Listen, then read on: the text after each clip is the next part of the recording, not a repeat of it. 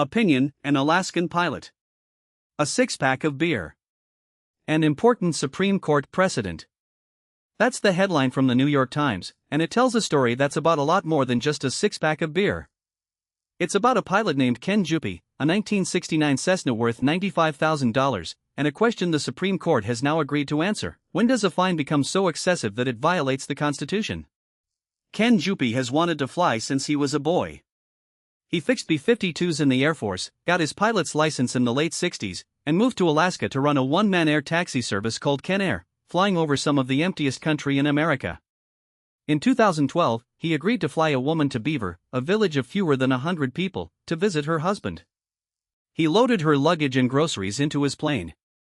But before they could take off, state troopers searched the compartment and found a six-pack of beer, clearly visible. Alcohol is banned in Beaver, so they charged Juppy, his company, and the passenger with importing alcohol into a dry village. Juppy says he didn't see the beer. A jury convicted him of a misdemeanor anyway, and the judge gave him 3 days in jail and a $1,500 fine, the minimum sentence allowed. But then prosecutors moved to seize his airplane. Under Alaska law, anyone who uses a plane to smuggle alcohol has to forfeit that aircraft. His Cessna, a 1969 model, was worth about $95,000. Juppy has been fighting to keep it ever since. Last week, the Supreme Court agreed to take up his case.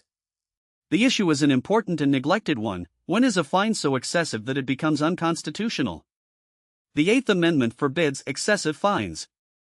The Supreme Court has defined that term exactly once, in 1998, in United States v. Bajikajian. The court held that a fine is unconstitutional when it is grossly disproportional to the gravity of a defendant's offense.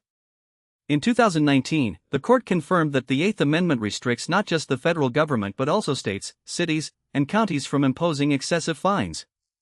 That's nearly the whole of the doctrine, and lower courts have split over what the gravity of a defendant's offense actually means.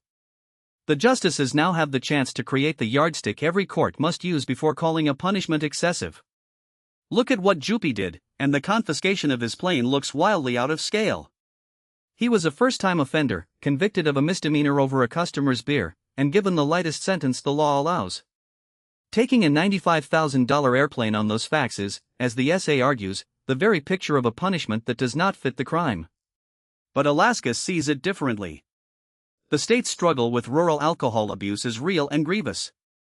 A trooper testified that Juppy, as a professional pilot, would have to be blind not to know what he was loading. Weighing the harms alcohol visits on rural villages, crime, alcoholism, fetal alcohol spectrum disorders, death, the Alaska courts concluded that the illegal importation of even a six-pack of beer causes grave societal harm. The Supreme Court has spent 3 decades reining in excessive punishments in other contexts. Now it faces a case that could finally give teeth to the excessive fines clause for ordinary people facing civil forfeiture.